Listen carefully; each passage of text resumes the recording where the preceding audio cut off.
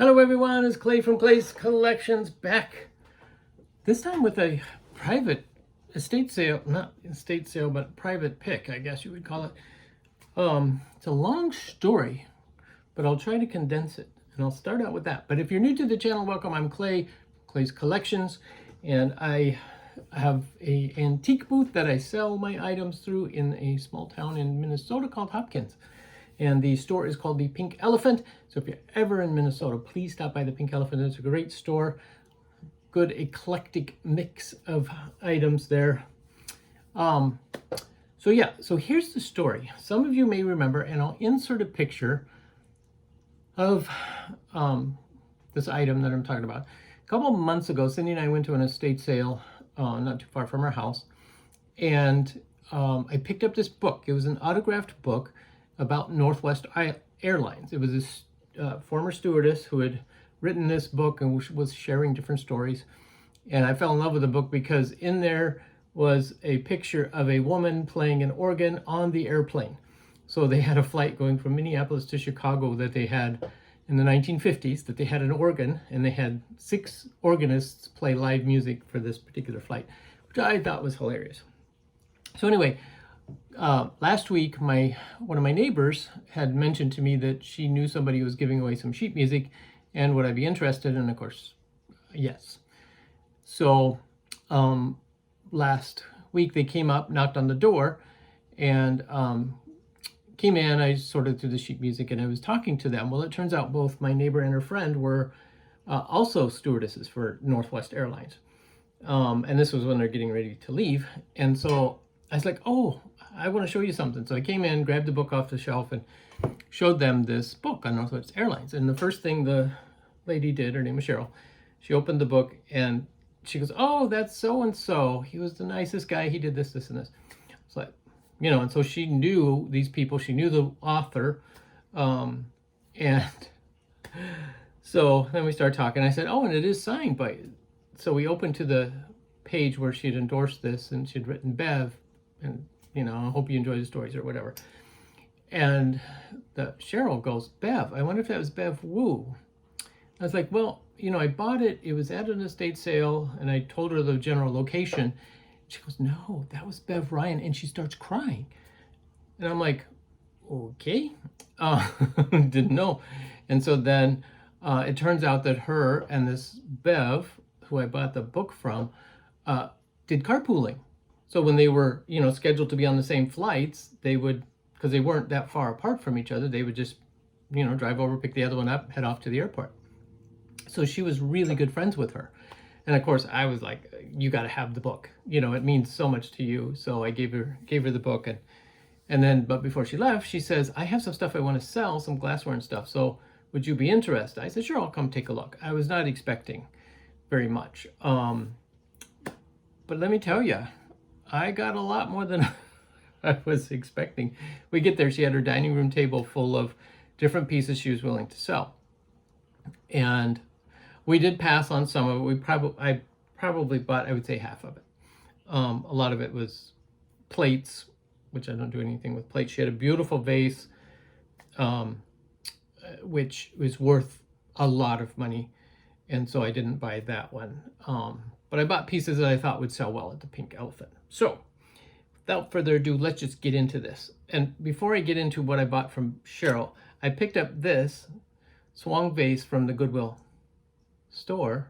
It's a milk glass one, but it's unusual because I've never seen a swung vase with a patterned base before. I thought it was pretty cool. Anyway, all right. So this was one of the first items you could see on her table. It's a beautiful blue hobnail round vase. I'm pretty sure it's Fenton. And so yeah, so that's a beautiful piece. She had them organized by colors, which was awesome. She also had this beautiful urn-shaped vase, hand-painted on the front. This blue hand-painted cup. And a number of these pieces were her mom's. She picked up some, but some of them were family. Some of them were not her mom's because they're much older, and we'll talk about that in a minute or two. Little salt cellar. I just love that blue color. I don't know why I fell in love with that blue, so I picked up all of the blue she had. Beautiful little creamer. And then she had this Depression wear carnival glass bowl, ruffled edge. Beautiful little bowl. Great design, great pattern. Another little painted glass. It does have some wear on it, but it's cute. It's got the little daisies on it. I thought that was cute. And then there's this little compote. This is uranium glass. It does glow under black light with the opalescent edge, which is really cool. And then picked up this hat pin holder with the hat pin she threw in there. I totally forgot about this until we got home. It was one of the things on the table. But yeah, I like some beautiful hat pins. There's this one. And hat pins sell fairly well if they're unusual enough. Well, there's a nice market for collectors there. And then she also had her red section. This is a cut glass. So it's engraved on the side of the piece. And then there was this one, which is fabulous. Hand-blown, ruffled edge pitcher with this beautiful floral design in it. It's glass. It's not etched. It's not painted. It's the glass design was blown into it. It's really cool. I forget the technique. And then, let's see, I'm saving those. Oh, I had to pick up this. I have a miniature piano collection, grand piano collection. It's a little trinket box, hand painted with the blue flowers. So I had to grab that one. And then also picked up this beautiful picture, whatever you want to call it. It actually was originally designed for two of them, to face opposite each other. It's only painted on the one side. It's made in Belgium. Beautiful little design. I just liked it. It was very different. It's hand painted. And then she had these two purple swans, hand blown swans. And then the Jack in the Pulpit as well.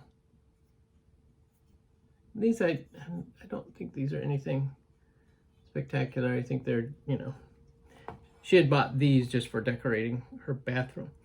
But the two wonderful pieces are these Jack in the Pulpit. These are actually from the 1800s, probably circa 1880. It's a glass top. I think that has been broken off and polished down, yep. But then it's a silver plate base. And she said her mom actually had it silvered at one point.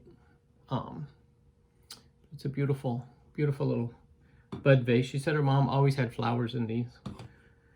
And then there's this one, which is a green. This is also uranium glass. It glows under black light. That beautiful base. Kind of an aesthetic period design. So yeah, so those are wonderful. See, I think this one was chipped and then ground down because see, it should come to a point like that. Yep, definitely done that. I can tell, but that's okay. It's still a beautiful little piece. So that was what we picked up at our little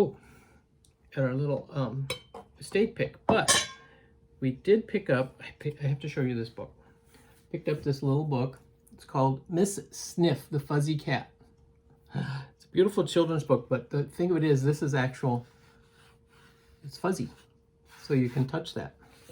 Then, when you open it up, it's called a Fuzzy Wuzzy book. Got some cute internal pages. Then, this title page is also fuzzy. So it's a very tactile book. It's 1945 is the copyright. I just thought it was adorable. And every time the cat appears in here, it's fuzzy. So all of those are fuzzy. That had to take some work to do that. I assume they must have had to hand paint. Oh, look at, you can even see the fuzzies on the inside that are coming off. Or the three little kittens. Oh.